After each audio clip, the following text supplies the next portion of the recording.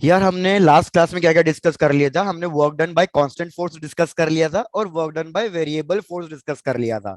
तो सबसे पहले तो मेरे को फॉर्मुलेस रिकॉल करा दो कि work done bye constant force के लिए कौन सा फॉर्मूला यूज करेंगे हम। F S cos theta.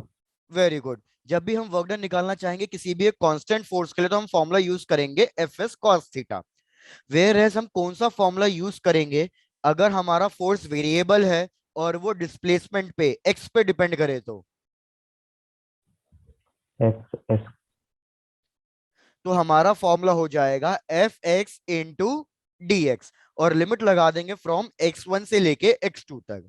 Similarly फिर हमने एक लास्ट किया था कि अगर हमारा फोर्स जो टाइम पे डिपेंड करे तो उस केस में हम वर्क डन कैलकुलेट करेंगे F into V into D T और लिमिट्स लग जाएगी फ्रॉम टी वन से लेके टी टू तक।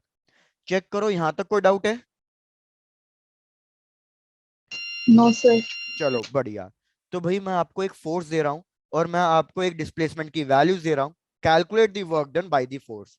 मैंने एक फोर्स दिया कि F इज इक्वल्स टू के एक्स। क्या आपको पता है ये कौन सा फोर्स होता है F इक्वल्स टू के एक्स? स्प्रिंग। वेरी गुड, ये स्प्रिंग फोर्स है। तो यार अगर मैं आपसे पूछूं कि स्प्रिंग फोर्स हमारा एक कांस्टेंट फोर्स है या वेरिएबल फोर्स है, तो हमें साफ दिख रहा है कि हमारा स्प्रिंग फोर्स एक्स पे डिपेंड कर रहा है। मतलब ये एक वेरिएबल फोर्स है। क्वेश्चन ने कहा है कि भैया एक फोर्स है जो हम स्प्रिंग पे लगा रहे हैं F इक्वल्स टू के एक्स और मैंने स्प्रिंग को स्ट्रेच करा दिया है फ्रॉम एक्स वन से लेके एक्स टू तक या एक्स एफ तक। तो मेरे को कैलकुलेट करके बताओ what will be the work done by the spring force. चलो ट्राई टू कैलकुलेट। क्या सबको क्वेश्चन क्लियर है? Yes sir. चलो बढ़िया। भाई मैंने एक फोर्स दिया F इक्वल्स टू के एक्स। मैंने कहा स्प्रिंग को स्ट्रेच कराया गया है या डिस्प्लेस कराया गया है एक्स आई से लेके एक्स एफ तक। तो मेरे को कैलकुलेट करके बताना है what will be the work done by the spring force.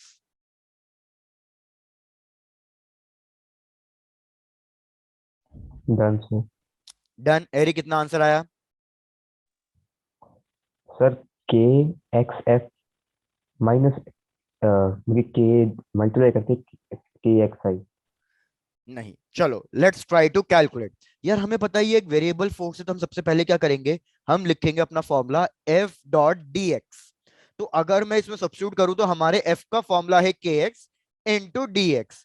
अगर आप इसे स्प्रिंग फोर्स कह रहे हो तो आपको पता ही होगा कि स्प्रिंग फोर्स में होता है एफ इक्वल्स टू माइनस के एक्स। जहां पे माइनस साइन क्या इंडिकेट करता है? माइनस साइन ये इंडिकेट करता है कि हमारा फोर्स डिस्प्लेसमेंट के हमेशा कैसा लगेगा, अपोजिट लगेगा। तो आप सॉरी चाहो तो सर, इधर वन बाई माइनस टू भी साइन आया लगा था। सकते हो। अब लिमिट्स क्या लगानी है मेरे को लिमिट्स लगानी है एक्स आई से लेके एक्स एफ तक। तो अगर मैं इसको इंटीग्रेट करूं, कल ही बहुत अच्छे से समझाया था इंटीग्रेशन के तीन रूल्स। अगर मैं इसको इंटीग्रेट करूं तो मेरे पास आएगा K x square by two. Minus sign बाहर था। अब मेरे को लिमिट्स लगानी है एक्स आई से लेके एक्स एफ तक। तो इसमें फर्दर लिमिट सब्स्टिट्यूट करो और मेरे को बताओ फाइनल आंसर कितना आ रहा है। तो सबसे पहले आप माइनस के बाई टू तो बाहर कॉमन ले लो। तो आपके पास बस बचेगा एक्स स्क्वेयर, लिमिट्स एक्स आई से लेके एक्स एफ तक।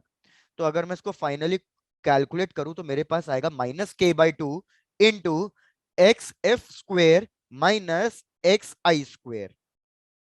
चेक करो यहां तक कोई दिक्कत? भैया जल्दी बता दो यहां तक कोई दिक्कत? No sir. No no sir. Sir. बढ़िया। No sir. तो मेरे पास फाइनल आंसर आ जाएगा work done is equals to, minus sign मैंने अंदर मल्टीप्लाई कर दिया तो मेरे पास फाइनल आंसर आएगा half K X I square minus half K X F square. This is the final formula for the work done by the spring force. अब इधर मैंने क्या कर रखा है यार, इधर मैंने अज्यूम किया है कि स्प्रिंग ऑलरेडी थोड़ी सी डिस्प्लेस थी क्योंकि मैंने उसका कुछ ना कुछ इनिशियल डिस्प्लेसमेंट माना हुआ है। लेकिन सपोज अगर स्प्रिंग अपनी नेचुरल लेंथ से स्टार्ट कर रही है तो मेरे को बताओ एक्स आई की वैल्यू क्या होगी अगर स्प्रिंग अपनी नेचुरल लेंथ से स्टार्ट कर रही है जीरो। तो। Very good. अगर स्प्रिंग अपनी नेचुरल लेंथ से स्टार्ट कर रही है तो उस केस में एक्स आई की वैल्यू जीरो हो जाएगी। तो हमारे पास फॉर्मूला आ जाएगा work done by spring force is equals to minus half K X F square. तो यहां तक पूरा नोट डाउन कर लो और फिर इससे रिलेटेड मैं आपको क्या समझाना चाह रहा हूं वो डिस्कस करेंगे। और भाई काफी बच्चे लेट आ रहे हैं, 6 बजे क्लास स्टार्ट होती है, तो मतलब 5 मिनट पहले ज्वाइन कर लिया करो। Done, sir. डन। चलो, सबका कंप्लीट हो गया यहाँ तक? Yes, sir. Yes sir. चलो बढ़िया। अब Okay. आगे बढ़ते हैं और फिर एक साथ सारी चीजों को रिलेट करूंगा। सपोज मैं क्या कर रहा हूं, मैं अभी ये कुछ एग्जांपल्स ले रहा हूं। सपोज फर्स्ट एग्जांपल, भाई मैं कह रहा हूं कि ये एक ग्राउंड है, सरफेस है, और यहाँ पे एक ऑब्जेक्ट रखा हुआ है ऑफ मास m। मैंने क्या किया, इस ऑब्जेक्ट को ऊपर लिफ्ट किया। ये ऑब्जेक्ट रखा हुआ था, मैंने इसको ऊपर की तरफ लिफ्ट किया। कितनी हाइट पे लिफ्ट किया? सपोज मैंने इसको लिफ्ट किया up to a height of h। तो क्या आप मेरे को कैलकुलेट करके बता सकते हो what will be the work done by the gravitational force? तो मेरे को बताओ इस ऑब्जेक्ट पे ग्रेविटेशनल फोर्स कितना लग रहा होगा? यार तुम लोगों का रिस्पांस आज भी बहुत डल है, जल्दी बताओ इस ऑब्जेक्ट पे ग्रेविटेशनल फोर्स कौन सा लग रहा होगा?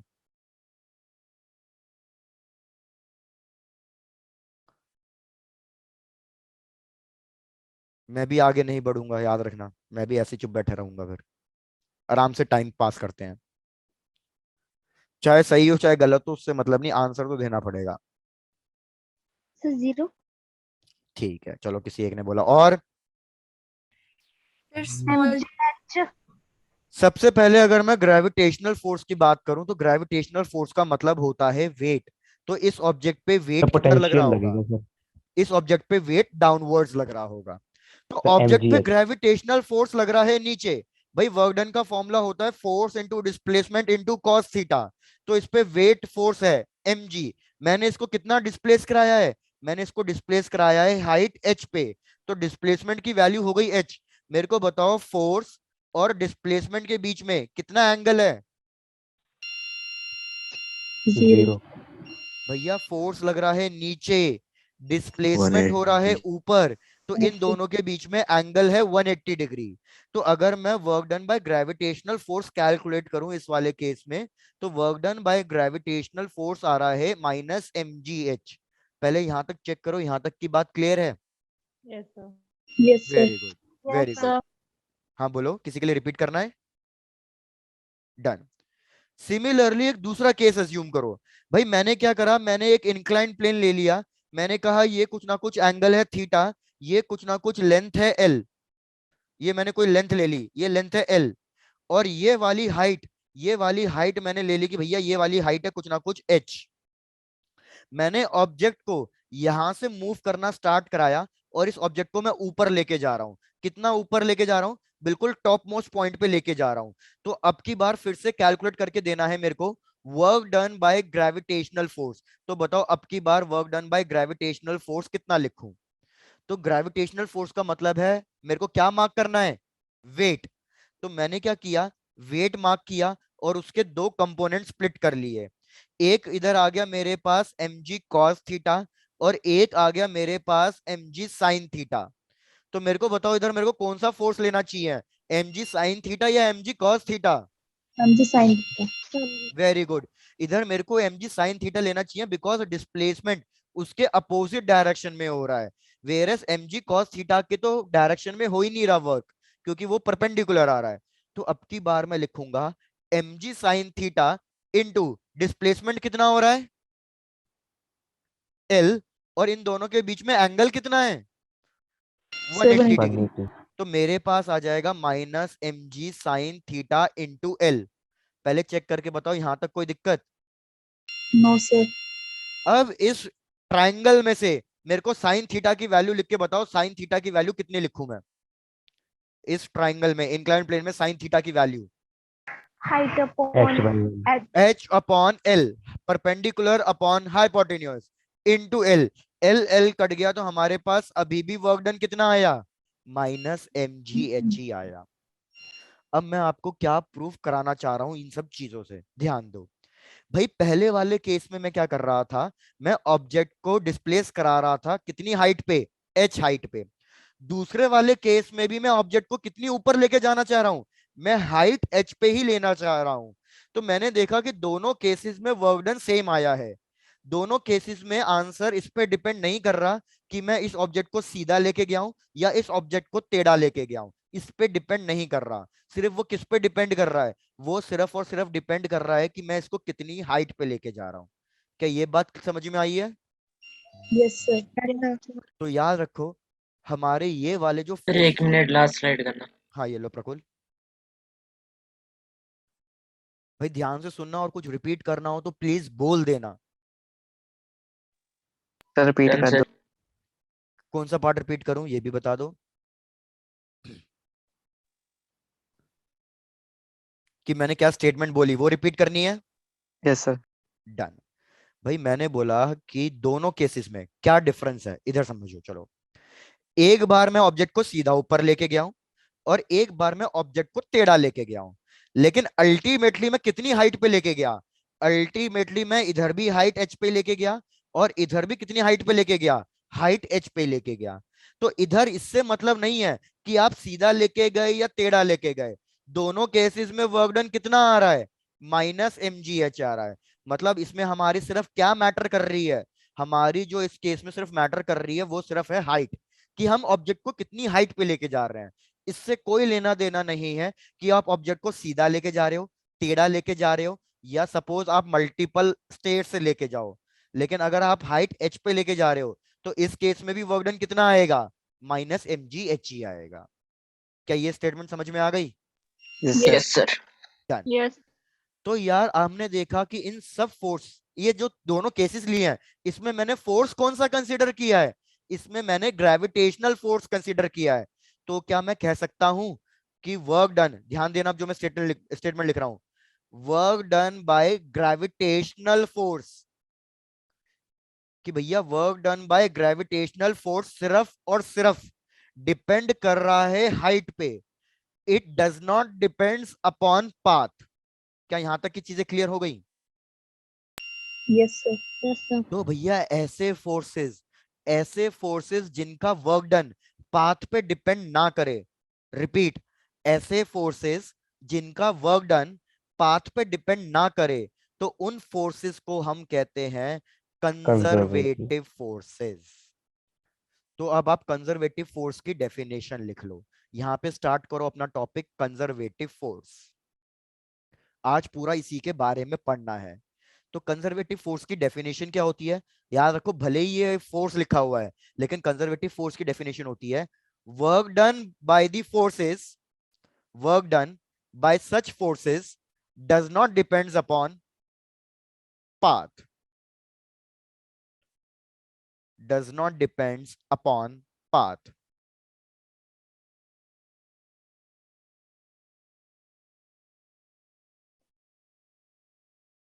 it only depends upon it only depends upon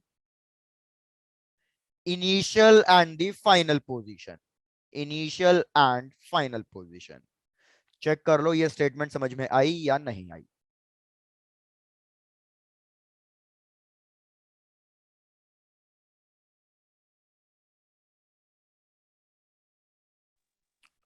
done.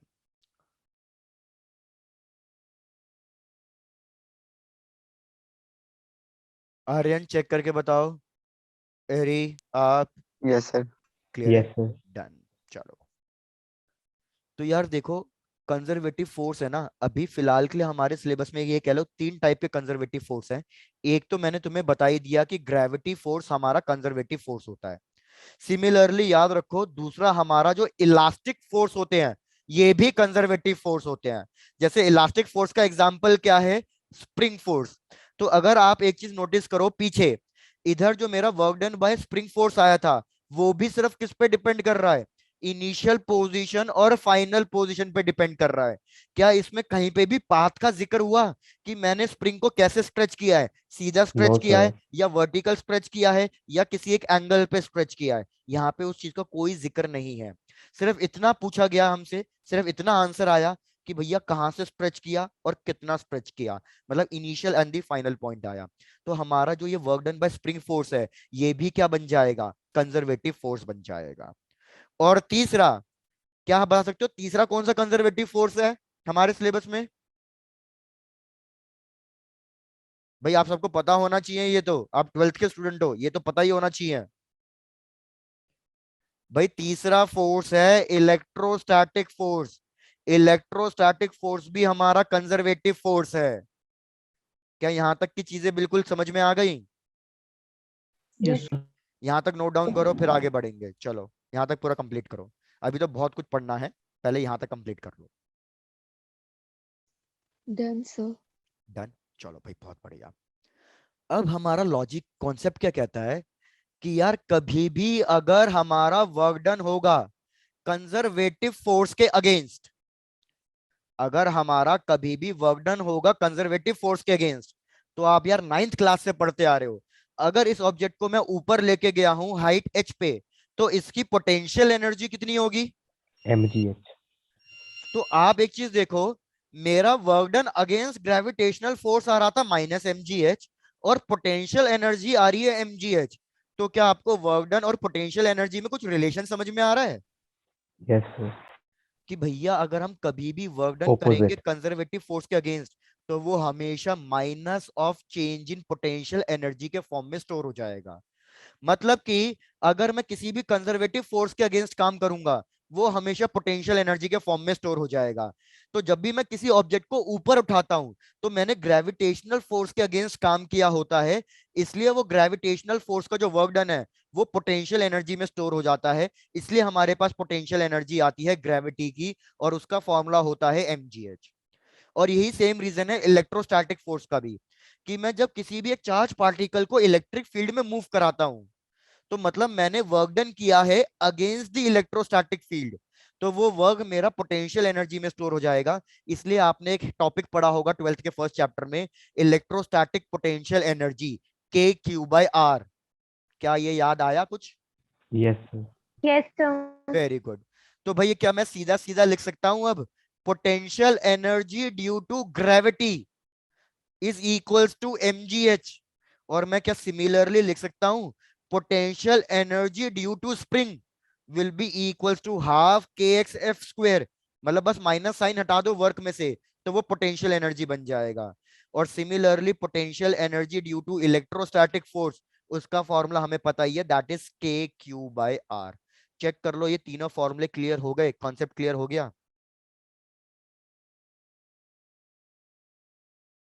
भाई बहुत इंपॉर्टेंट पॉइंट है, इसलिए पूछ यस रहा हूँ, सर। चेक करो बिल्कुल क्लियर हुआ या नहीं।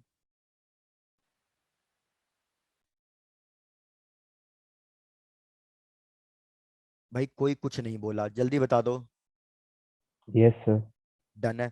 तो अब मैं आप लोगों के लिए एक बहुत इंपॉर्टेंट एग्जांपल करा रहा हूं, चेक करो आपको ये एग्जांपल समझ में आ रहा है या नहीं आ रहा। एग्जांपल, भाई मैंने क्या करा, मैंने एक पेंडुलम लिया है। क्वेश्चन को बहुत ध्यान से सुनना, again I am saying it's an very important question. मैंने एक पेंडुलम लिया, और इस पेंडुलम को मैंने ऑसिलेट करा के कहीं ना कहीं यहां पे पहुंचा दिया। So basically this is the initial position, इसको थोड़ा साइड में लिख देता हूं, this is the initial position and this is the final position. अगर मैं आपसे पूछूं what is the work done by tension force, तो मेरे को बताओगे work done by tension force कितना आएगा इस केस में? भैया what will be the work done by tension force, कल ही बताया था, सर 0। जीरो। लेकिन क्वेश्चन ने हमसे पूछा है calculate the work done by gravitational force. Check करो क्वेश्चन क्लियर हुआ पहले यहां तक या नहीं? इसका मास हमें गिवन है m।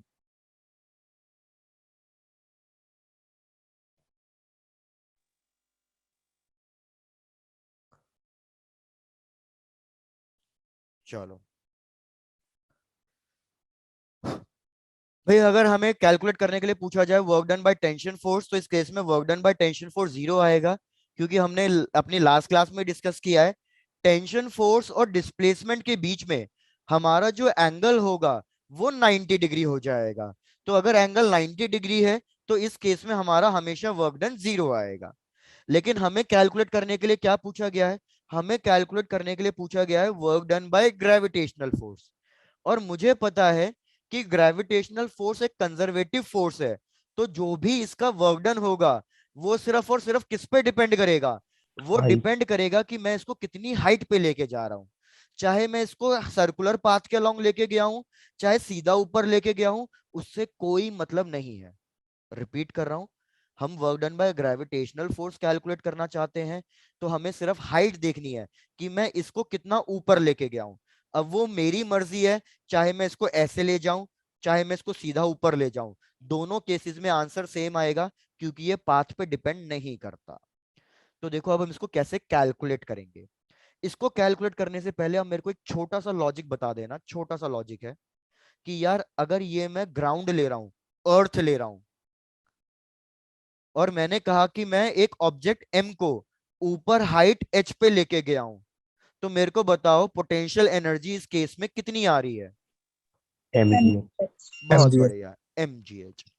लेकिन यार मैंने अभी अभी आपको क्या बताया, मैंने अभी अभी आपको बताया कि work done by conservative force हमारा होता है minus of change in potential energy. तो इधर तो चेंज इन पोटेंशियल एनर्जी है, चेंज का मतलब होता है final value minus initial value. तो क्या मेरे को ऐसा नहीं लिखना चाहिए कि work done by conservative force is equals to minus of final potential energy minus of initial potential energy. और जब मैं माइनस साइन को ओपन कर दूंगा, ब्रैकेट को ओपन कर दूंगा, तो मेरे पास फाइनल फॉर्मूला बन जाएगा initial potential energy minus final potential energy. Check करो यहां तक चीजें समझ में आ रही हैं जो मैंने लिखी। Yes, Yes, sir. sir. Yes, बढ़िया। sir. तो यार मेरे को बताओ कि इधर इनिशियल पोटेंशियल एनर्जी का मतलब क्या है, फाइनल पोटेंशियल एनर्जी का मतलब क्या है। क्योंकि मैंने पोटेंशियल एनर्जी mgh लिखा है, तो मतलब ये इनिशियल लिखी है या फाइनल लिखी है ये मैंने। Sir, total तो Minus. याद रखो, इनिशियल पोटेंशियल एनर्जी मतलब हमें कोई ना कोई 0. रेफरेंस लेना पड़ेगा। तो इनिशियल पोटेंशियल एनर्जी मतलब मैं ये पता करना चाह रहा हूं कि ग्राउंड पे कितनी पोटेंशियल एनर्जी है, क्योंकि मैंने स्टार्ट कहां से किया है, मैंने स्टार्ट ग्राउंड से किया है। तो मैं यहाँ पे ग्राउंड की पोटेंशियल एनर्जी को कितना अज्यूम कर रहा हूं, मैं यहाँ 0. पे पोटेंशियल एनर्जी को 0 अज्यूम कर रहा हूं। तो मतलब मेरे को कहीं ना कहीं एक रेफरेंस लेना पड़ेगा कि भैया उस पॉइंट पे पोटेंशियल एनर्जी 0 है। अब इस पॉइंट के ऊपर वाली हाइट देखूंगा मैं सिर्फ। आई रिपीट, मेरे को सबसे पहले एक रेफरेंस लाइन बनानी पड़ेगी कि भैया मैं हाइट मेजर करना कहां से शुरू कर रहा हूं। तो इधर मैंने रेफरेंस लाइन लिया है अपने ग्राउंड को, और मैंने ग्राउंड पे पोटेंशियल एनर्जी को 0 मान लिया है। अब मैं जो भी पोटेंशियल एनर्जी मेजर करना शुरू करूंगा वो ग्राउंड से ऊपर वाले पे मेजर करना शुरू करूंगा। तो इधर मैंने इनिशियल पोटेंशियल एनर्जी को 0 ले लिया, तो मैंने सीधे सीधे लिख दिया work done is equals to minus of final of potential energy. Work done आया था माइनस mgh, तो ये हो जाएगा minus of final potential energy.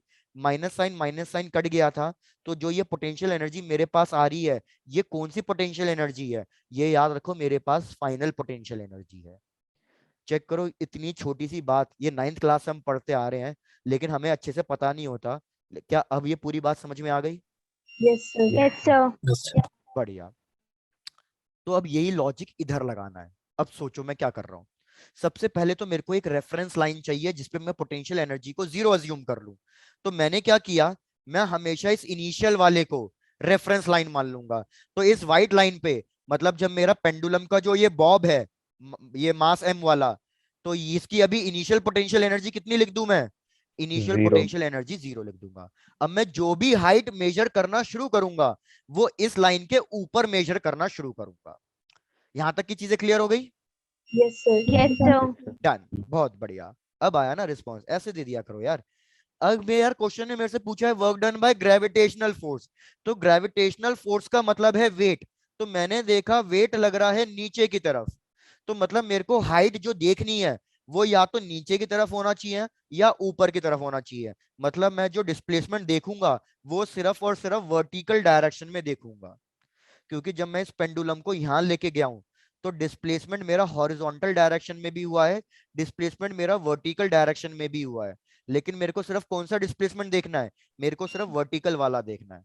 मेरे को ऐसा लगा शायद से ये वाली बात समझ में नहीं आई, क्या ये रिपीट करनी है। Yes. Yes, sir. बिल्कुल, बढ़िया, चलो। Yes sir. अरे क्या बात है, जोश आ गया। एक बार बताओ, ये मेरा जो ये पेंडुलम की बॉल है, ये पेंडुलम की बॉल अभी यहाँ पे है, ठीक है। अब ये पेंडुलम की बॉल पहुंच गई थोड़ा सा ऊपर, तो अगर आप एक चीज नोटिस करो, मेरी पेंडुलम की बॉल थोड़ी आगे भी गई है और थोड़ी ऊपर भी गई है।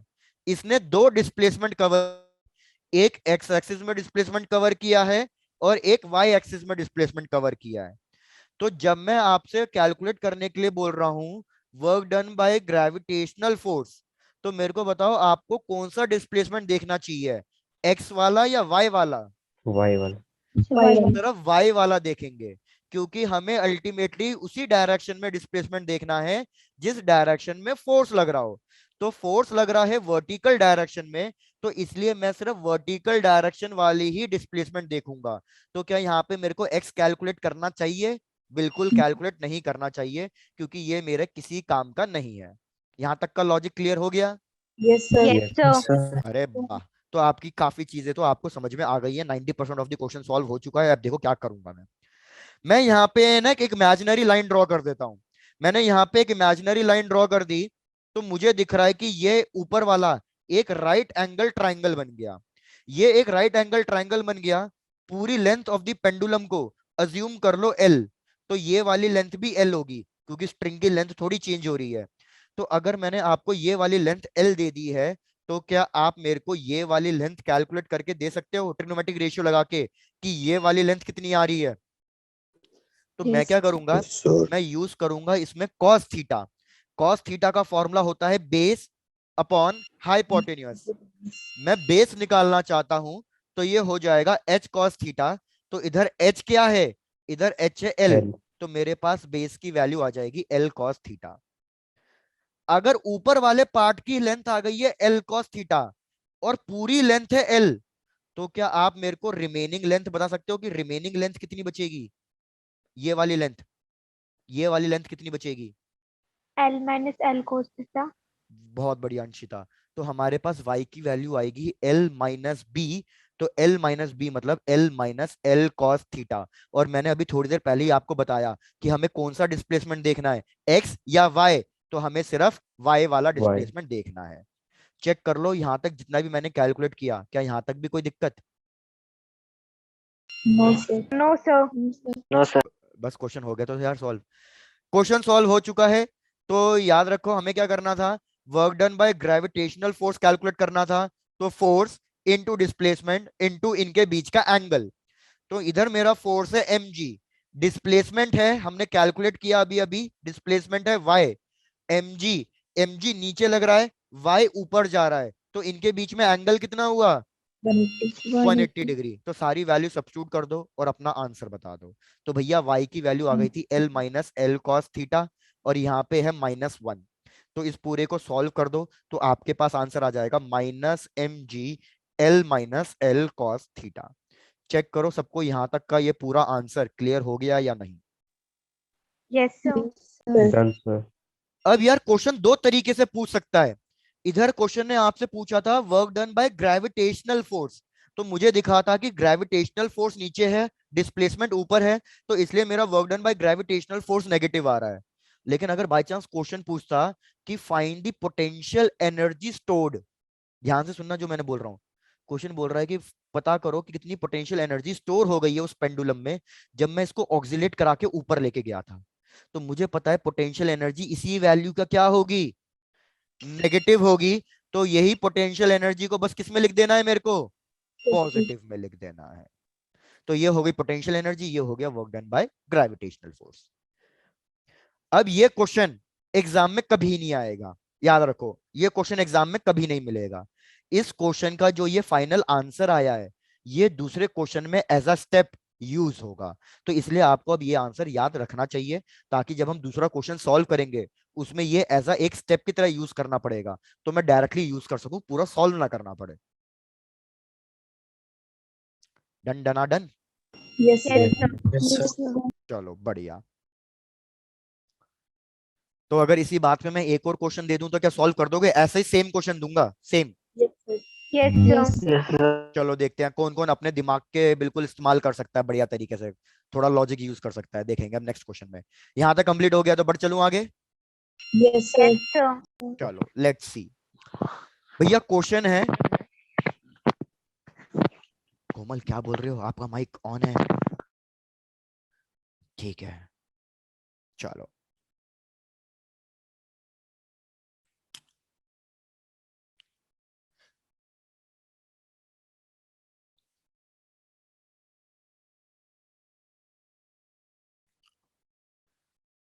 क्वेश्चन में बस थोड़ा सा ट्विस्ट है।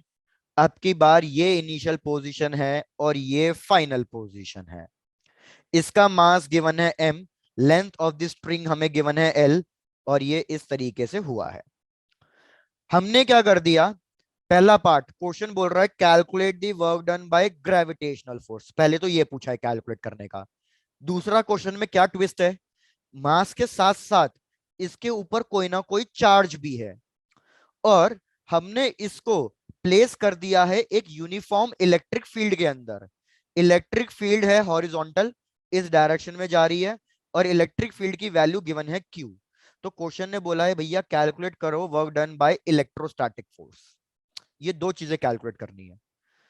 अब मैं क्या करता हूं, क्वेश्चन में जो भी नेसेसरी हिंट है मैं आपको वो दे देता हूं, ठीक है इतनी बात? Yes. Yes sir. Yes. Done. Necessary hint यही है कि WG तो आप कैलकुलेट कर ही लोगे, बस हिंट आपको मिलेगा इलेक्ट्रोस्टैटिक फोर्स के लिए।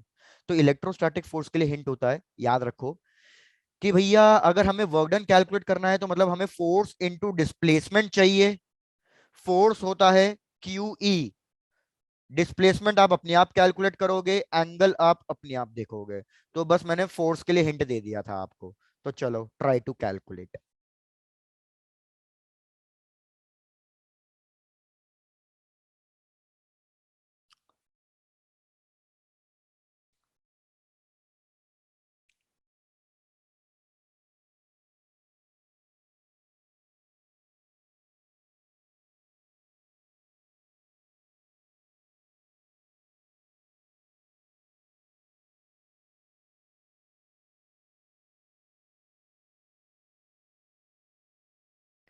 सब सॉल्व जरूर करेंगे यार, चाहे सही आ जाए आंसर चाहे गलत आ जाए कोई बात नहीं है, टेंशन मत लेना, चाहे कहीं पे भी अटक जाओ तब भी कोई दिक्कत नहीं, बस लेकिन ट्राई जरूर करना।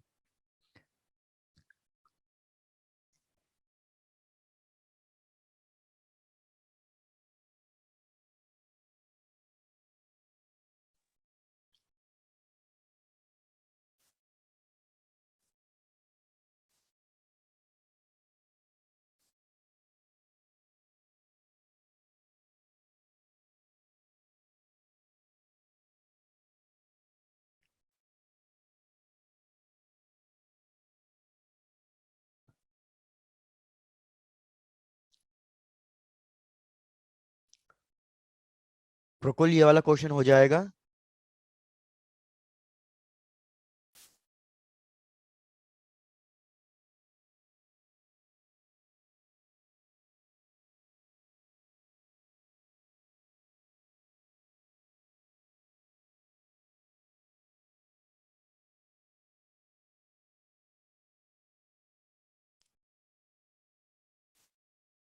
सर फर्स्ट का आंसर तो सेम आ रहा है। फर्स्ट का आंसर सेम आएगा, लेकिन पहले वाले केस में जैसे वर्क डन नेगेटिव आया था, अब की बार वर्क डन क्या आएगा, पॉजिटिव आएगा। पॉजिटिव। नेगेटिव कब आया था, जब मैं नीचे से ऊपर लेके गया था। तो जब मैं नीचे से ऊपर लेके गया था तब हो क्या रहा था, ग्रेविटी फोर्स नीचे लग रही थी और डिस्प्लेसमेंट ऊपर की तरफ हो ऊपर रहा हो था, रहा है। तो इसलिए 180 डिग्री का एंगल आया था और माइनस में हो गया था। अब की बार वेट भी नीचे और पेंडुलम भी नीचे जा रहा है, तो अब की बार एंगल कितना बनेगा, 0 डिग्री। 0 डिग्री। तो इसलिए यही सेम आंसर आएगा लेकिन बस पॉजिटिव में आएगा। गुड भाई गुड। तो ऐसा करते हैं, यहाँ पे पहले वाले का तो आंसर लिख ही देता हूँ, work done by gravitational force same आएगा बस पॉजिटिव में आएगा, mgl - cos थीटा। अब ये बता दो क्या किसी का इलेक्ट्रोस्टैटिक वाला वर्क डन भी आ रहा है, work done by electrostatic force yes sir. कितना आ रहा है बताओ यारी? सर इसमें -QEL - L cos थीटा। नहीं यारी, बस यहीं पे गलत हो गया। चलो देखो, अगर आपको याद हो अभी मैंने थोड़ी देर पहले ही बताया है कि हमारा ऑब्जेक्ट के पास दो डिस्प्लेसमेंट हो रहे हैं। कौन कौन से दो डिस्प्लेसमेंट हो रहे हैं, एक डिस्प्लेसमेंट हो रहा है वाई डायरेक्शन में नीचे की तरफ, और एक डिस्प्लेसमेंट कौन सा हो रहा है, एक्स एक्सिस की तरफ। ठीक है, जब मैंने वेट को कंसीडर किया तो वेट नीचे लग रहा है, तो मैंने जब वेट को कंसीडर कर रहा हूं तो मैंने सिर्फ वही डिस्प्लेसमेंट लिया जो वर्टिकल डायरेक्शन में आ रहा है। तो जब मैं work done by gravitational force calculate करूंगा तो मैं कौन सा डिस्प्लेसमेंट कंसीडर करूंगा, वाई। ठीक है ना, वाई वाला। जब मैं वर्टिक मतलब जब सर मैं सॉरी सर, 0 है 0। नहीं 0 आ रहा है। नहीं नहीं, अरे पहले सुन लो, सब लोग सुन लो भाई, कोई डाउट हो तो पूछ लेना। मैंने कहा जब मैं work done by gravity force की बात कर रहा था, तो ग्रेविटी फोर्स मेरा वर्टिकल डायरेक्शन में वाई एक्सिस के अलोंग लग रहा है, तो इसलिए मैं डिस्प्लेसमेंट भी कौन सा देख रहा था, वाई एक्सिस वाला ही देख रहा था। लेकिन अब मैं इलेक्ट्रोस्टैटिक फोर्स कैलकुलेट करना चाहता हूं, उसकी वजह से वर्क डन कैलकुलेट करना चाहता हूं, तो इलेक्ट्रिक फील्ड कौन सी डायरेक्शन में लग रही है,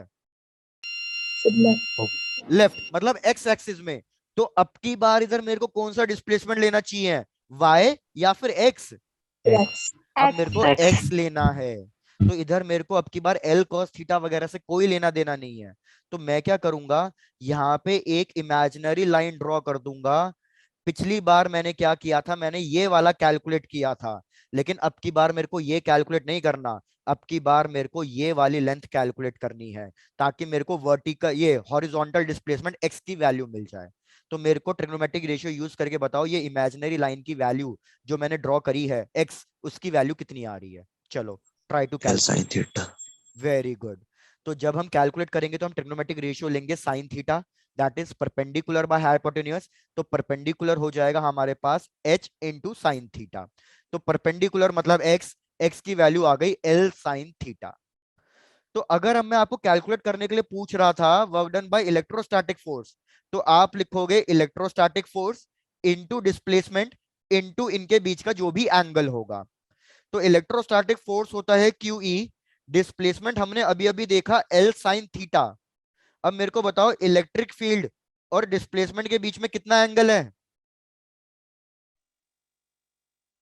electric 0. Field, very good, electric field भी लेफ्ट हैंड साइड, डिस्प्लेसमेंट भी लेफ्ट हैंड साइड।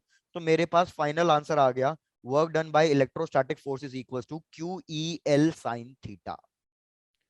चेक करके बता दो, कोई दिक्कत हो इसमें कैलकुलेट करने में तो पूछ लो।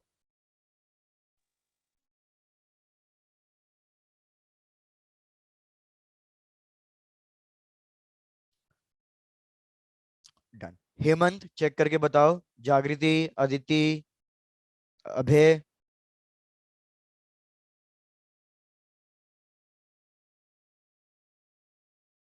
डन। विशाली, Yes. ठीक है, Yes, sir. Okay, done done done. तो बढ़ते हैं इसी बात पे आगे।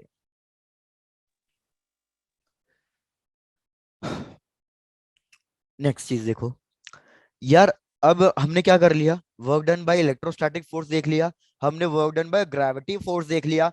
अब एक तीसरा कंजर्वेटिव फोर्स जो बचा है, स्प्रिंग फोर्स, अब थोड़ा सा उसका भी वर्क डन वाले न्यूमेरिकल्स कंसीडर कर लेते हैं। तो इस क्वेश्चन में अब ध्यान देना, ये बहुत इंपॉर्टेंट क्वेश्चन है अगेन। भाई सीधी सीधी बात, मैं क्या कह रहा हूं, क्या कैलकुलेट करना है,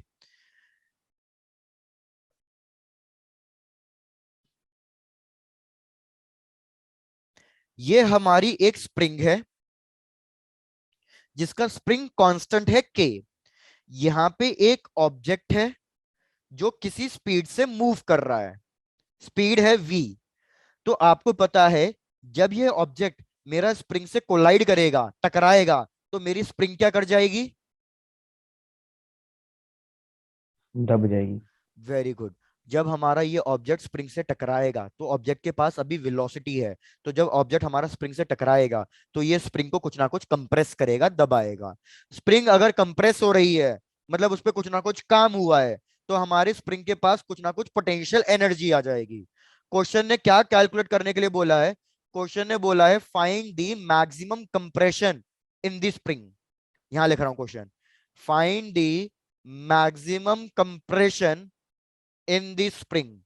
तो मेरे को चेक करके बताओ इसको कैसे कैलकुलेट करोगे, maximum compression in the spring.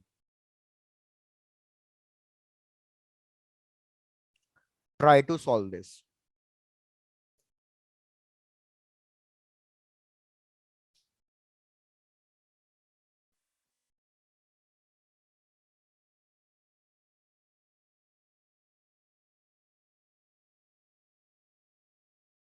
तो मेरे को बताओ, अगेन नाइन्थ क्लास वाले कॉन्सेप्ट में घुस जाओ। इस ऑब्जेक्ट के पास मास है, इस ऑब्जेक्ट के पास वेलोसिटी है, तो अभी इसके पास कौन सी एनर्जी होगी, काइनेटिक एनर्जी। बहुत Kinetic. बढ़िया, काइनेटिक एनर्जी। अब हो क्या रहा है, कि ये मेरा ऑब्जेक्ट मूव कर रहा है, मूव कर रहा है, मूव कर रहा है, और ये स्प्रिंग से टकराया। ये स्प्रिंग को तब तक कंप्रेस करेगा जब तक ये ऑब्जेक्ट रेस्ट पे ना आ जाए। तो अगर ऑब्जेक्ट रेस्ट पे आ गया तो मतलब अब इसकी फाइनल काइनेटिक एनर्जी कितनी हो गई? 0. बहुत बढ़िया। तो भाई मैंने देखा कि इस ऑब्जेक्ट के पास इनिशियल काइनेटिक एनर्जी है हाफ mv², और ये ऑब्जेक्ट स्प्रिंग को तब तक कंप्रेस करेगा, तब तक दबाएगा जब तक ये रुक ना जाए, जब तक इसकी पूरी वेलोसिटी खत्म ना हो जाए। तो फाइनल काइनेटिक एनर्जी 0 आ रही है। तो मेरे को बताओ काइनेटिक एनर्जी इंक्रीज हुई है या डिक्रीज हुई है? Decrease. तो हम कहेंगे कि Decrease. भैया हमारी काइनेटिक एनर्जी में लॉस हुआ है, there is a loss in kinetic energy. अब भैया एनर्जी तो हमेशा कांस्टेंट रहती है, अगर काइनेटिक एनर्जी में लॉस हुआ है तो मतलब ये एनर्जी किसी ना किसी फॉर्म में कन्वर्ट हुई है। तो ये एनर्जी किस फॉर्म में कन्वर्ट हुई होगी जो ये डिक्रीज हुई Potential. है? Potential. Potential. भाई Potential. बहुत बढ़िया, गेन इन पोटेंशियल एनर्जी। अभी स्प्रिंग बिल्कुल भी कंप्रेस नहीं है, नेचुरल लेंथ पे है, तो अभी इनिशियल पोटेंशियल एनर्जी कितनी होगी? 0. 0. Very good. तो मेरे को बस ultimately final potential energy calculate करनी है। फाइनल पोटेंशियल एनर्जी अगर एक बार मिल गई तो मैं इजीली मैक्सिमम कंप्रेशन उसमें कैलकुलेट कर सकता हूं। तो देखो इसको कैसे कैलकुलेट करेंगे। भाई हम सीधा सीधा वही लिखेंगे जो अभी मैंने पहले लिखा, loss in kinetic energy is equals to gain in potential energy. तो काइनेटिक एनर्जी का लॉस का मतलब है इनिशियल माइनस फाइनल, क्योंकि जब भी लॉस होता है तो इनिशियल माइनस फाइनल लिखते हैं। गेन हो रहा है तो आप लिख दो final potential energy minus initial. Initial 0 थी, इधर फाइनल 0 है, ये दो टर्म तो कट गए क्योंकि ये दोनों 0 0 हो गए। इनिशियल काइनेटिक एनर्जी थी half mv², final kinetic energy, spring compress हो रही है, अभी मैंने आपको फॉर्मूला लिखवाया था potential energy of a spring, वो था हाफ kx²। यहाँ पे xm लिख दिया है, xm का मतलब क्या है? Maximum compression. तो मेरे को xm की वैल्यू कैलकुलेट करके दे सकते हो आप? xm की वैल्यू Yes, कैलकुलेट sir. करके बताओ कितना आंसर आ रहा है। चलो calculate the value for xm। तो आपका एक तो हाफ और हाफ भी कट गया, अब तो कुछ बचा ही नहीं कैलकुलेट करने के लिए। √mv. √mv. और k कहां गया? Yes, sir. upon K. Very good. तो मेरे पास आ जाएगा भाई सीधा सीधा m अपॉन k का स्क्वायर रूट इनटू v। क्या यहां तक कोई दिक्कत? No, sir. बढ़िया। No, sir. यहाँ तक पूरा नोट डाउन कर लो। फिर एक और एग्जांपल्स, पूरा भी आज मैं ही समझा रहा हूँ, बस चेक करते रहना समझ में आ रहा है या नहीं आ रहा है। Sir, Yes. okay. हो गया, चलो डन।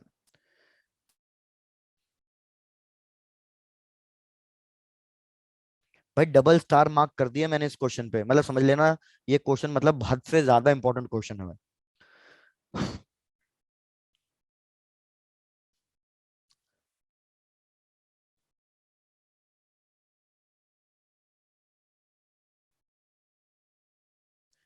क्वेश्चन क्या कह रहा है कि हमने ना एक ऑब्जेक्ट लिया जिसका मास है m, और मैंने अभी इसको सिर्फ स्प्रिंग के ऊपर रखा है। जैसे फॉर एग्जांपल ये मेरा स्प्रिंग है और ये अभी बस मैंने इसको ऐसे छोड़ रखा है, अपने पकड़ रखा है एक तरीके से, अभी मैंने इस पे कोई रिलीज नहीं किया। हमें इसमें क्या क्या कैलकुलेट करके बताना है। फर्स्ट पार्ट मेरे को कैलकुलेट करके बताना है, फाइंड द मैक्सिमम कंप्रेशन। क्या यहां तक समझ में आया? Yes, sir. डन। दूसरा मेरे को क्या बताना है, find the compression at equilibrium. ये दो चीजें कैलकुलेट करके बतानी है। आप क्वेश्चन लिख लो पहले, क्वेश्चन जब लिख लो तो मेरे को बता देना, मैं इसको समझाना शुरू करूंगा फिर। Done, sir. Sir, हो गया. हो गया, चलो समझो इस बात को। सबसे पहले तो इसको रब कर रहा हूं, अब मेरे को बताओ इक्विलिब्रियम का मतलब क्या होता है। सबसे पहले तो इक्विलिब्रियम का मतलब बताओ, लॉज सर ऑफ जब मोशन में। दोनों चीजें इक्वल होती हैं। Very good. इक्विलिब्रियम का मतलब होता है कि भैया हमारा नेट फोर्स कितना होगा? नेट 0. फोर्स 0 होगा, याद रखना ये चीज।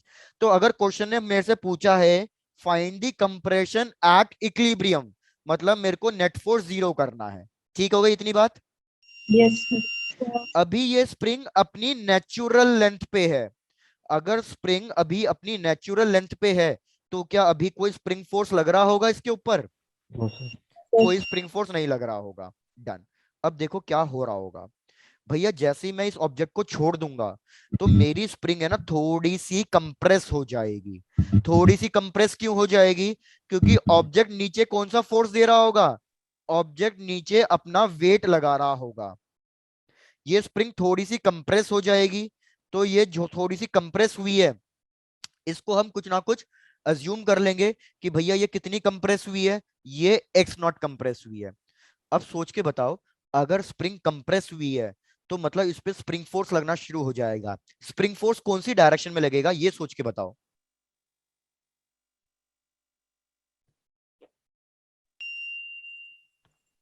तो वेट के अपोजिट। वेरी गुड, वेट के अपोजिट। चेक करो भैया यहां तक चीजें समझ में आई या नहीं? नहीं। भाई रिपीट कर देता हूं, मैंने आपको इतना तो बता ही दिया था ना कि स्प्रिंग फोर्स होता है माइनस के एक्स। माइनस के एक्स का मतलब क्या है कि स्प्रिंग फोर्स हमेशा डिस्प्लेसमेंट के अपोजिट लगेगा। तो इधर स्प्रिंग मेरी ऊपर की तरफ जा रही है या नीचे की तरफ जा रही है? स्प्रिंग नीचे की तरफ कंप्रेस हो रही है, तो स्प्रिंग फोर्स कहां लगेगा? ऊपर की तरफ। तो याद रखो यहां पे क्या हो गया होगा, ये मेरा वेट जो नीचे वेट लग रहा है और स्प्रिंग फोर्स जो ऊपर लग रहा है, ये दोनों फोर्सेस इक्वल हो गए होंगे इक्विलिब्रियम पे। तो मैं लिखूंगा at equilibrium, at equilibrium spring force must be equals to weight. तो स्प्रिंग फोर्स का फॉर्मूला होता है के एक्स, वेट का फॉर्मूला होता है mg। इधर x की जगह हम कितना लिखेंगे? एक्स नॉट लिखेंगे, क्योंकि एक्स नॉट स्प्रिंग नीचे आई है। तो मेरे को क्वेश्चन ने एक्स नॉट निकालने के लिए बोला था, तो बताओ एक्स नॉट की वैल्यू कितनी लिख दूं? mg/k। mg/k। तो याद रखना इस क्वेश्चन का आप आंसर याद रखो। जब भी क्वेश्चन आपसे ये बोले कि find the compression at equilibrium, तो उसका आंसर आएगा mg/k। ये हमने सेकंड पार्ट सॉल्व किया है पहले, कि find the compression at equilibrium. तो हमने इक्विलिब्रियम पे कंप्रेशन फाइंड कर लिया, वो आ रहा है mg/k। पहले यहां तक पूरा नोट डाउन करो, फिर फर्स्ट पार्ट समझाता हूं। सर हो गया। हो डन गया? सर। डन। अब फर्स्ट पार्ट को समझने के लिए आपको ये थोड़ी सी बेसिक चीजें पहले मेरे को बतानी पड़ेगी कि आपको ये बेसिक चीजें आती हैं या नहीं। सपोज मैंने क्या किया, ये मैंने एक स्प्रिंग ली और इसको मैंने एक बॉक्स से कनेक्ट कर दिया। अभी स्प्रिंग ना तो स्ट्रेस्ड है ना तो कंप्रेस्ड है, ये अपने नेचुरल लेंथ पे है। नेचुरल लेंथ को मैंने डिनोट किया NL से, ये अपने नेचुरल लेंथ पे है। अब मैं क्या कर रहा हूं, मैं स्प्रिंग को सेकंड केस में स्प्रिंग को कर रहा हूं थोड़ा सा स्ट्रेच। स्ट्रेच करके मैं बॉक्स को राइट हैंड साइड मूव करा रहा हूं। तो अब आपको क्या बताना है, स्प्रिंग फोर्स इधर किधर लग रहा होगा? सबसे पहले तो ये बताओ, लेफ्ट राइट ऊपर नीचे किधर लग रहा होगा spring force? Sir right. Sir right side. भैया हमारा स्प्रिंग फोर्स लग रहा होगा लेफ्ट हैंड साइड, क्योंकि मेरा डिस्प्लेसमेंट कौन सी साइड हुआ है? मेरा displacement right right hand side. Side हुआ है। अब मुझे आप एक चीज बताओ, मैंने स्प्रिंग को खींचा, स्प्रिंग को खींचा और मैंने छोड़ दिया। तो अगर मैं स्प्रिंग को खींच के छोड़ दूंगा तो क्या ये अपनी नेचुरल लेंथ पे आके रुक जाएगा या अंदर की तरफ और मूव करेगा? सर रुक जाएगा। सर अंदर की तरफ मूव कंप्रेस करेगा। होगा। तो याद रखो यही एक छोटा सा कॉन्सेप्ट होता है जो हम बचपन से पढ़ते आ रहे हैं, लेकिन आप ये फिर मतलब सही से पढ़ते नहीं हो। यार सीधी बात है, जब हम इस ऑब्जेक्ट को छोड़ देंगे ना तो ऑब्जेक्ट अपनी नेचुरल लेंथ तक पहुंचेगा, लेकिन नेचुरल लेंथ पे ऑब्जेक्ट रुकेगा नहीं। क्यों नहीं रुकेगा? क्योंकि जब आपने इस ऑब्जेक्ट को छोड़ा तो जो इसके पास अभी पोटेंशियल एनर्जी थी वो किस में कन्वर्ट हो जाएगी? काइनेटिक एनर्जी में। जैसे आपने देखा नहीं, अगर आप एक जैसे वो होता है आर्चरी वाला होता है बो एंड एरो, तो अगर मैं उसको यस छोड़ता हूं स्ट्रेच करके, तो क्या मेरा वो स्ट्रिंग अपनी लेंथ पे आके एरो वहीं रुक जाता है या आगे जाता है एरो? रुक जाता है। है आगे जाता है। आगे जाता है। एरी, आपको एक दूसरा एग्जांपल देता हूँ। एरी, क्या आपने कभी बचपन में वो खेला है, रबर बैंड से पेपर फंसा के फिर सर किसी चीज आगे को पीछे मारते हैं? जाता है ना। वो तो खेला होगा एरी स्कूल में, सर पेपर आगे से पीछे मारते हैं। जाता है। हाँ बिल्कुल। तो जब मैं रबर बैंड को पीछे खींचता हूँ तो मतलब यही वाला केस हो गया। रबर बैंड को मैंने पीछे खींचा, उसके पास आ गई पोटेंशियल एनर्जी, और जैसे ही मैं रबर बैंड को छोड़ देता हूँ तो मेरा पेपर अपने यहाँ पे हाथ पे आके नहीं रुकता, वो आगे दूसरे पर्सन को जाके हिट करता है। तो इधर भी वही होगा कि ऑब्जेक्ट मेरा नेचुरल लेंथ पे आके नहीं रुकेगा, ऑब्जेक्ट मेरा कहीं ना कहीं आगे जाएगा और स्प्रिंग को क्या करेगा, कंप्रेस करेगा। कंप्रेस। क्या ये चीज क्लियर हो गई? Yes sir. Yes sir. लेकिन मेरे को बताओ ये कितना कंप्रेस करेगा इसको? ये तब तक कंप्रेस करेगा जब तक जो काइनेटिक एनर्जी इसने गेन करी है वो फिर से जीरो होके किस में कन्वर्ट ना हो जाए, पोटेंशियल एनर्जी में कन्वर्ट ना हो जाए। तो आप पूरे प्रोसीजर को समझो। पहले क्या हो रहा था, यहाँ पे वेलोसिटी जीरो थी, मैंने इसको खींचा, मैंने इसको पहले दी पोटेंशियल एनर्जी, फिर मैंने इसको छोड़ा, तो पहुंचते पहुंचते इसके पास आ गई काइनेटिक एनर्जी।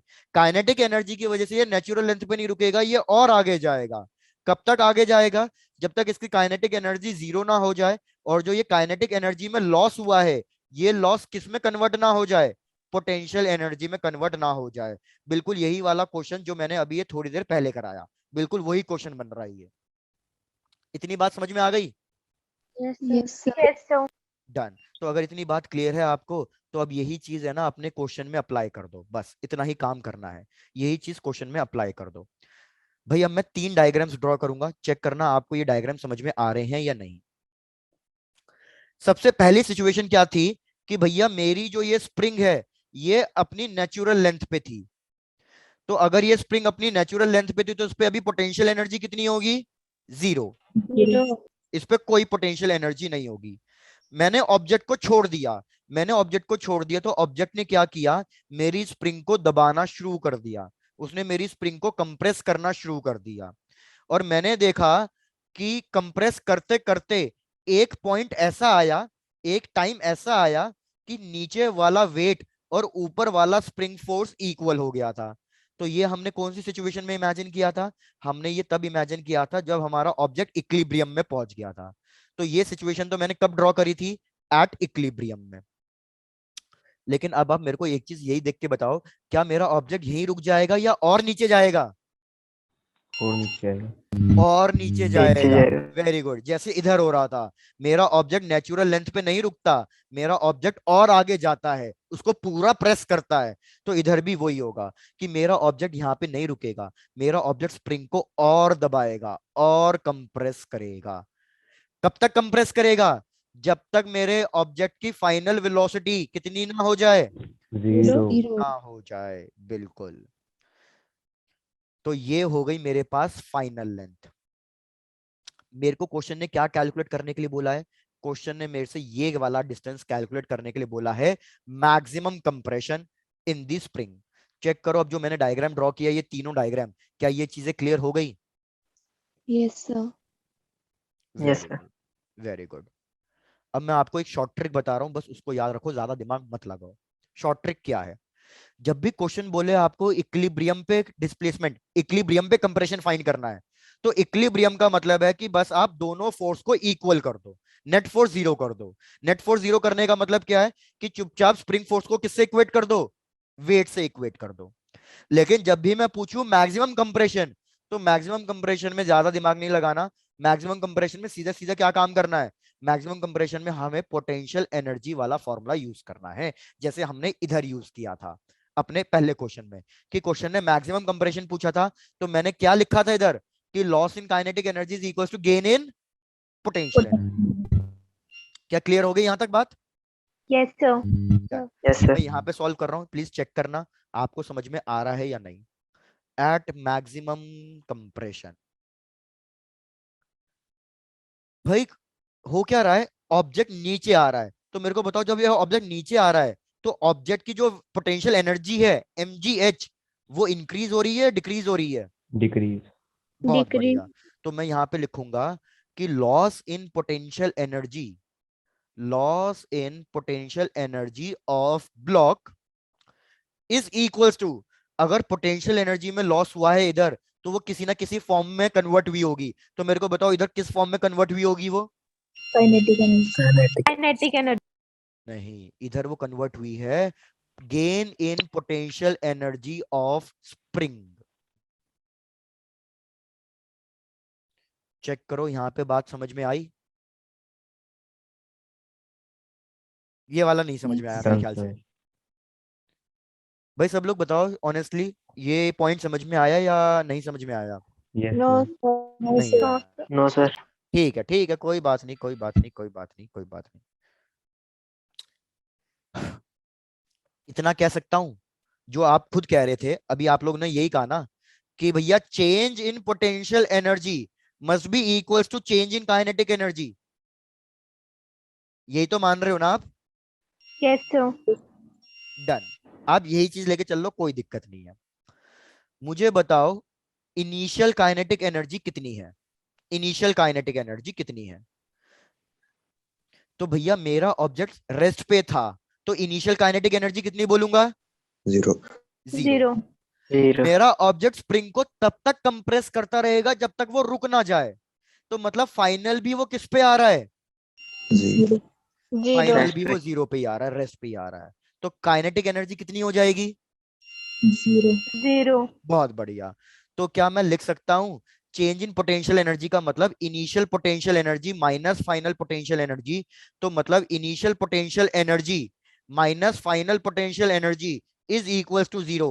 तो मतलब initial potential energy is equals to final potential energy. Yes, sir. Yes Sir. Sir. तो वही चीज तो मैंने इधर लिखी थी। मैंने आपको क्या बोला था कि पहले पोटेंशियल एनर्जी किसके, क्या पहले पोटेंशियल एनर्जी स्प्रिंग के पास थी? नहीं, स्प्रिंग के पास तो जीरो थी, लेकिन पहले ऑब्जेक्ट के पास पोटेंशियल एनर्जी थी, क्योंकि वो किसी हाइट पे है, तो और वो हाइट से नीचे आ रहा है। तो मतलब मैं लिखूंगा loss in potential energy of block equals to, अब इधर फाइनल पोटेंशियल एनर्जी लिखनी है। तो फाइनल पोटेंशियल एनर्जी में हो क्या रहा है, हमारी स्प्रिंग कंप्रेस हुई है, तो इधर अब पोटेंशियल एनर्जी किसकी लिखनी है मेरे को? स्प्रिंग की। क्या अब ये इक्वेशन समझ में आ गई पूरी? Yes, sir. Yes, sir. बहुत बढ़िया। यस। तो भैया देखो ब्लॉक ने कितनी पोटेंशियल एनर्जी लूज करी, mg(x_m), क्योंकि पोटेंशियल एनर्जी का फॉर्मूला यही होता है ग्रेविटी की वजह से, mgh। तो mg एज इट इज लिख दिया, और h मतलब कितनी हाइट नीचे आया है, तो वो नेचुरल लेंथ से कितनी हाइट नीचे आया है? वो नेचुरल लेंथ से x मैक्स हाइट नीचे आया है, xm नीचे आया है। तो मैंने इसलिए पीछे क्या लिख दिया, मैंने xm नीचे लिख दिया। चेक करो यहां तक कोई दिक्कत है भैया? No, sir. बढ़िया। No, sir. नो मेरे को सर। बताओ what is the formula for potential energy of a spring? 1/2 mb square. Very good. तो बस मैं आपसे क्या कैलकुलेट करने के लिए कह रहा हूं, मैं आपसे एक्सएम कैलकुलेट करने के लिए कह रहा हूं। तो जरा इस केस में कैलकुलेट करके बताओ एक्सएम कितना आ रहा है। चलो कैलकुलेट करके बताओ एक्सएम कितना आ रहा है।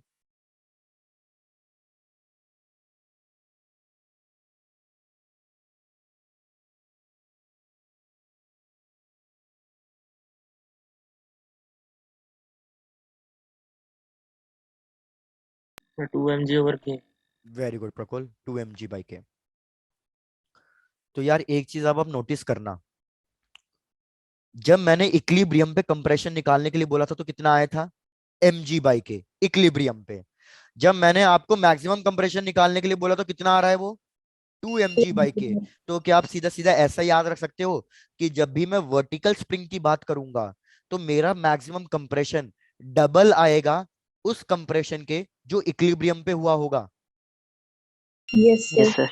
तो इसको इस तरीके से याद रखोगे आप। तो मैं यही चीज यहाँ पे आगे स्टेटमेंट के फॉर्म में लिख रहा हूँ, चेक करना समझ में आ रहा है नहीं आ रहा। भैया वर्टिकल स्प्रिंग के केस में याद रखना, लेकिन ये सिर्फ वर्टिकल स्प्रिंग के केस में एप्लीकेबल होगा, हॉरिजॉन्टल स्प्रिंग में मत लगा देना ये चीज। Maximum compression is twice of compression at equilibrium. तो अगर आप इक्विलिब्रियम, क्योंकि बच्चों को क्या है ना, लॉस ऑफ मोशन पढ़ते पढ़ते इक्विलिब्रियम वाला रट जाता है, तो अगर आप क्या करो, आप एग्जाम में हमेशा इक्विलिब्रियम वाला कैलकुलेट कर लेना, उसको डबल कर देना, तो आपके पास मैक्सिमम कंप्रेशन आ जाएगा। बाकी अगर आपको स्टेप्स क्लियर है तो मैं सजेस्ट यही करूंगा कि आप डायरेक्टली स्टेप्स को यूज कर लेना, ताकि चाहे क्वेश्चन में थोड़ा बहुत भी चेंज होगा तो आप उसको इजीली सॉल्व कर पाओगे। Done sir. Done. Done, sir. बहुत बढ़िया। भाई सब लोग फटाफट चेक कर लें, जितना भी अभी तक हमने किया क्या उसमें कोई डाउट है?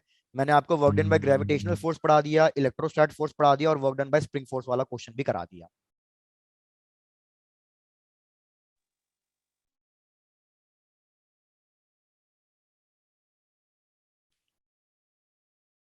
Done done done. बढ़ू Yes, आगे। sir. Yes Yes. Yes sir. बढ़िया। अब आ जाते हैं एक लास्ट चीज पे, फिर हमारा ये पोटेंशियल एनर्जी वाला किस्सा खत्म हो जाएगा। भाई मेरे को पता चला कि पोटेंशियल एनर्जी का फॉर्मूला होता है mgh। क्या करो, पोटेंशियल एनर्जी को हाइट से डिवाइड कर दो, तो मेरे को बताओ मेरे पास क्या आंसर आएगा।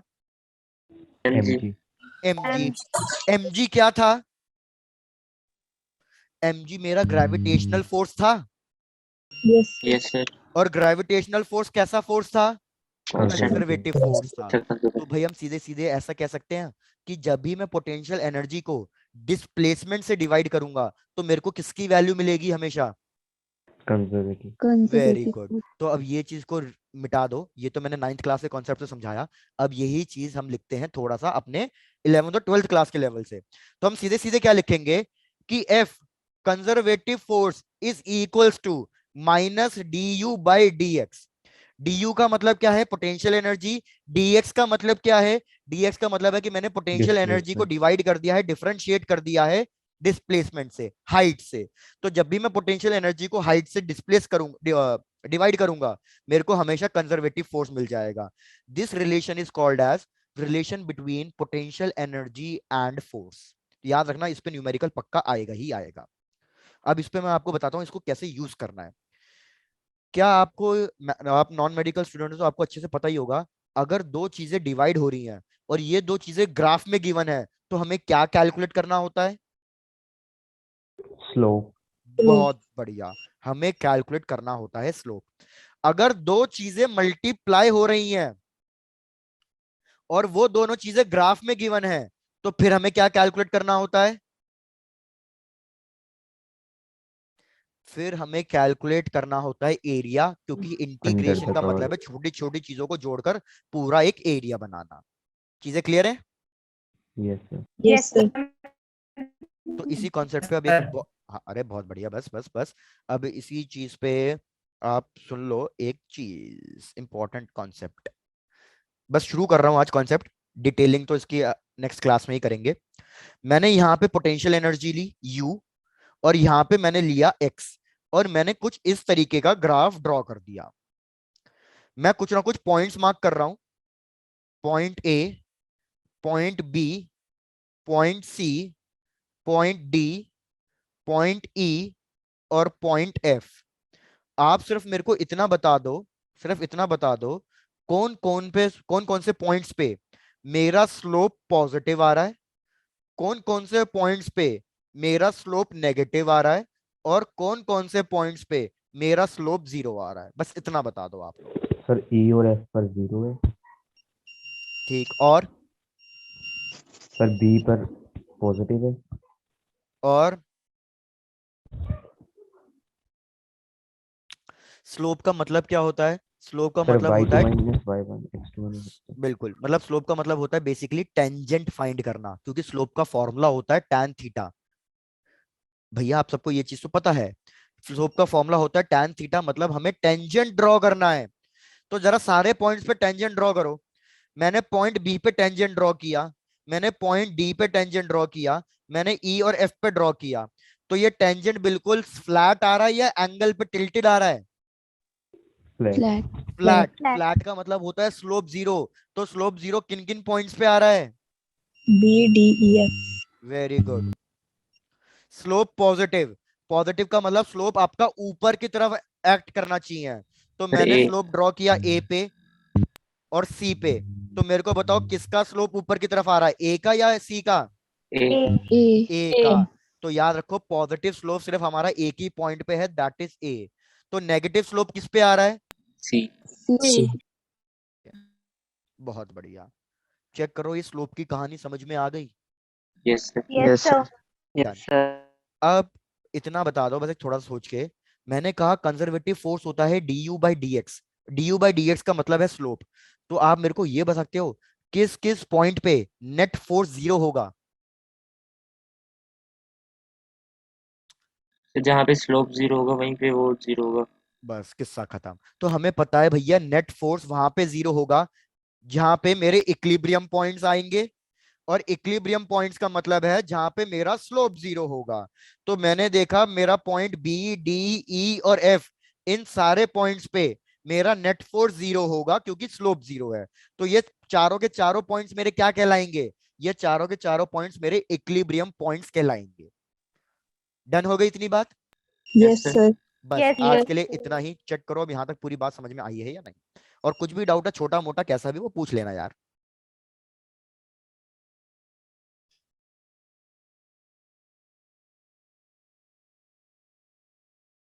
Done, sir. Done, Sir, done. बहुत बढ़िया। Done, sir. तो बस यहाँ तक अच्छे से रिवाइज कर लेना, मतलब कल की ही क्लास में, नेक्स्ट क्लास में ही इसको हम कंटिन्यू करेंगे, और बिल्कुल इसी ग्राफ से कंटिन्यू करूंगा मैं, ठीक है? Yes, sir. Yes, sir. तो भैया, यस सर। अरे बढ़िया आर्यन। तो टाटा भैया बाय बाय। टाटास बाय बाय, टेक केयर और एंजॉय।